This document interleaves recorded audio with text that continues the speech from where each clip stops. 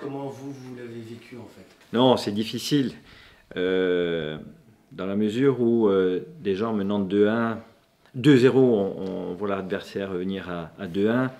On sent que ça leur redonne des ambitions, des forces. Et derrière, le fait de marquer le troisième et de créer à nouveau un écart de 2 buts, on a le sentiment que l'adversaire accuse un petit peu le coup et que nous, au contraire, on est mieux.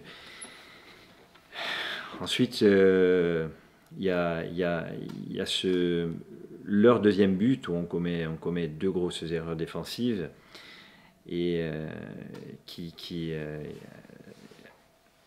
nous met le doute dans la tête parce qu'on sent que cette équipe est poussée par son public et que il faut plus commettre d'erreurs. Et j'ai l'impression qu'on a un petit peu perdu notre football, qu'on est plus dans la crainte que dans l'assurance de ce qu'on est capable de faire. Et derrière ça, bien avec c'est particulier, c'est des matchs particuliers parce que oui, on est passé d'un moment où véritablement on souffle, on se dit ça y est, le match est gagné, à une période où on se dit il faut tenir, et puis on craque sur la dernière situation. Donc c'est très dur à avaler pour moi, mais comme pour les joueurs, hein, parce que eux aussi, je pense qu'ils sentaient que Ils sont vexés peut-être un peu? Pardon? Vexés?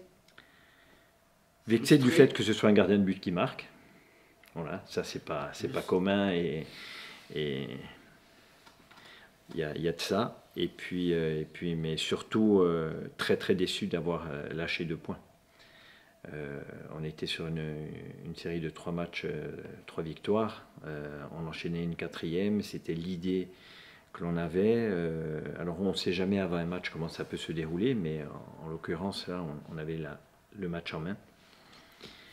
Et on perd ces 2 points à la dernière seconde. C'est assez difficile à encaisser, oui. Donc énormément de déception. Le lendemain, ça a été... on a senti que l'équipe avait accusé le coup. Hier, ça a été mieux. Il y avait plus de joie. Voilà. Il faut... Quoi qu'il en soit, l'histoire, on ne peut pas la refaire. Donc c'est ce que je leur ai dit. Il faut tirer les enseignements de cette rencontre. Et puis passer très vite à ce match de Dunkerque avec l'idée de se racheter c'est pas une contre-performance, mais disons que effacer la déception de ces 2 points de perdus.